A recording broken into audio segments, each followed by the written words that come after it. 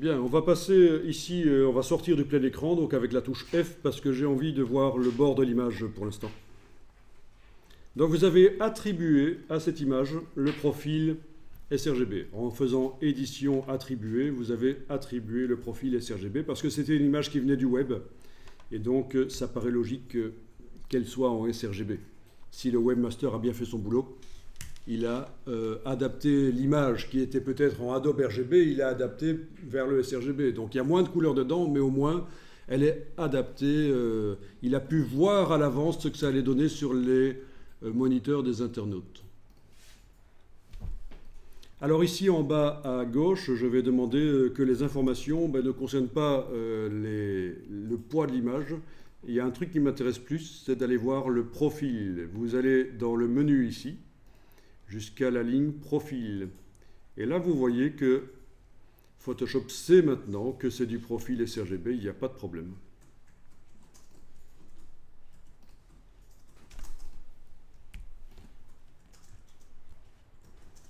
Alors, on va faire un test. On va dupliquer cette image. Image dupliquée. Ok, celle-ci, oui. Chevaux copie, c'est bon. Voilà. Je vais les afficher côte à côte. Je vais prendre celle-ci et la mettre en dessous. Donc arrangez-vous pour zoomer de manière à voir les deux images côte à côte.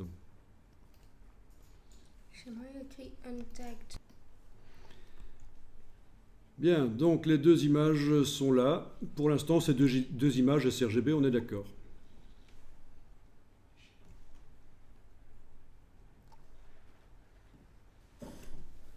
Donc les pixels, ils ont une certaine quantité de lumière, on est d'accord. Hein. Si vous prenez la pipette et que vous allez survoler, en ayant la palette information affichée, vous allez voir les valeurs des pixels. Donc menu fenêtre information,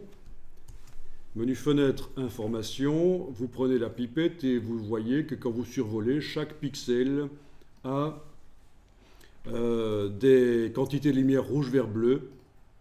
On le voit ici. Ça, vous occupez pas, c'est une prévisualisation de ce que ça donnerait si je transformais l'image en CMJN. Mais ce n'est pas une image CMJN, c'est une image RVB. Elle est créée par mélange de trois lumières rouge, vert, bleu. D'accord? Donc, par exemple, si je zoome sur un pixel vert ici, 148, 171, 80. Cette quantité de lumière pour créer ce vert-là dans l'espace sRGB. Mais qu'est-ce que ça donnerait comme vert si j'envoyais ces valeurs de pixels 148, 171, 80 sur un moniteur Adobe RGB? Mais ça donnerait une couleur différente. C'est ce qu'on va tester ici. Voilà, par exemple, l'image du bas.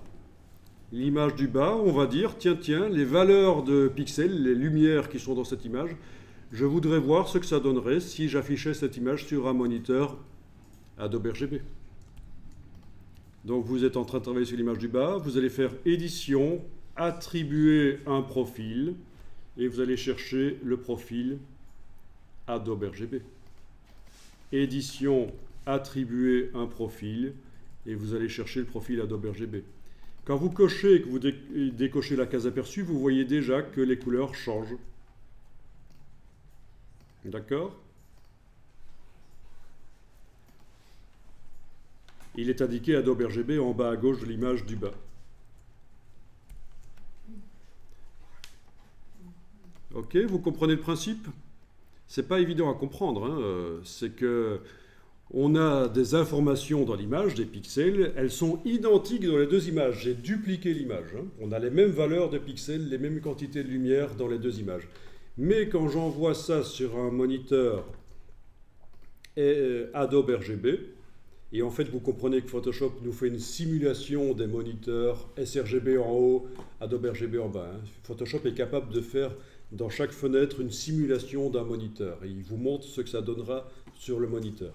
Si j'envoie cette image sur un moniteur Adobe RGB, les couleurs changent. Ben, on va tester encore, hein, on va tester d'autres profils. Toujours pour l'image d'en bas. Édition, attribuer un profil. Si j'envoie ça sur une télévision américaine, voyons un peu ce que ça dit ici. Non, forcément, ça ne marche pas parce que c'est le nouveau NTSC. Sur du Profoto, voilà. Qui est la norme des labos Kodak. Ça n'est utilisé qu'en interne pour les professionnels, ça, en fait. Hein. Les amateurs n'utilisent pas le Profoto. Donc, si vous choisissez le Profoto, vous allez voir que les couleurs changent encore plus. Donc, vous comprenez que si j'envoie à différents appareils les mêmes valeurs de pixels, j'obtiens des couleurs différentes. Et on peut utiliser n'importe. Donc, pourquoi est-ce que les couleurs changent? Si je vais revoir mes schémas que j'avais tout à l'heure, c'est parce qu'en fait, les ingrédients de départ ne sont pas les mêmes, en fait. Hein.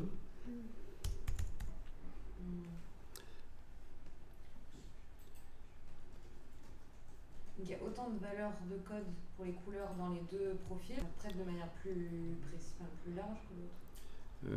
J'arrive pas trop à visualiser. Voilà, alors regardez ici.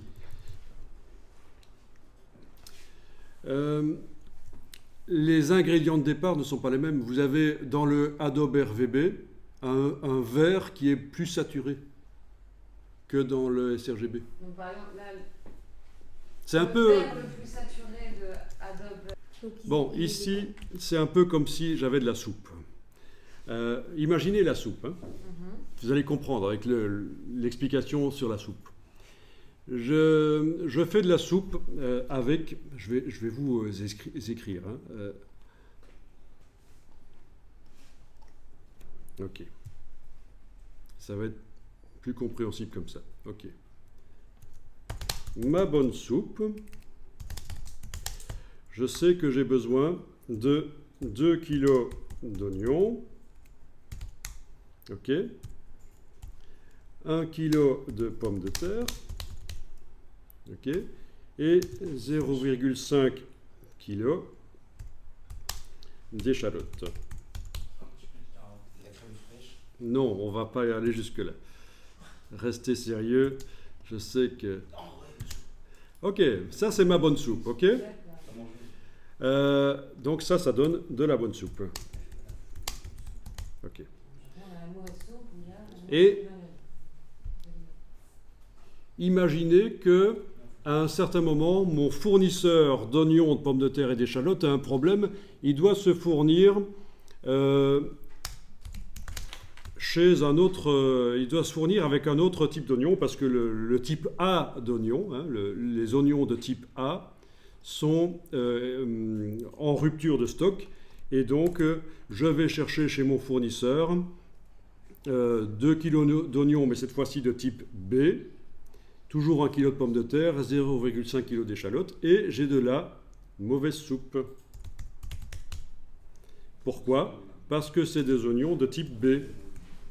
D'accord? Donc une autre couleur de soupe.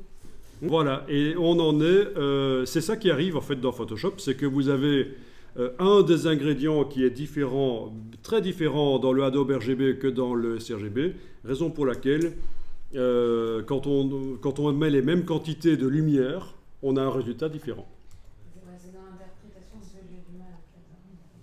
Et donc, la suite de l'explication, il faudra que je diminue, si les oignons ici de type B sont trop forts, ils ont trop de goût par rapport au type A, il faudra que je diminue la quantité.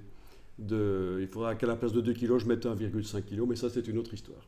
Mais après, vous avez compris qu'il s'agit d'une question d'ingrédients de départ, c'est-à-dire les lumières vertes ici ne sont pas les mêmes. On a du vert moins saturé pour le sRGB et plus saturé pour le Adobe RGB. Du coup, c'est pour ça qu'au début, je pensais que si on avait une image à la base... Ok, donc ici, je vais fermer l'image du bas, mais je garde celle du haut ouverte. Et alors, je vais vous demander de prendre le pinceau de Photoshop. Et là au-dessus, vous allez dire que vous utilisez une brosse dure. Voilà. Ok, donc j'ai fermé l'image du bas. Et je vais ici utiliser le pinceau de Photoshop Le pinceau tout à fait normal, vous connaissez. Vous mettez la brosse avec une dureté, donc je vais avoir un trait à bord net, dureté 100%. Vous modifiez l'épaisseur. Encore une fois, ce n'est pas une formation Photoshop, je ne vous explique pas toutes les astuces sur le pinceau et les raccourcis. Et alors, vous allez mettre une couleur de chaque côté, en fait. Regardez, je vais le faire ici, comme ça ce sera plus facile. Je vais aller choisir une couleur ici, donc, par exemple, cette couleur-là. Prenez pas une couleur super saturée, hein. Prenez une couleur qui est dans le carré. Voilà, je la mets de ce côté-là. Je vais aller en choisir une autre. Voilà, je la mets de ce côté-là. OK? On peut choisir n'importe quelle couleur? N'importe quelle couleur, tant que vous choisissez une couleur qui n'est pas trop vive. Il faut que dans le carré, la pastille ici soit pas dans un coin. Ok. Voilà, bon. Bien.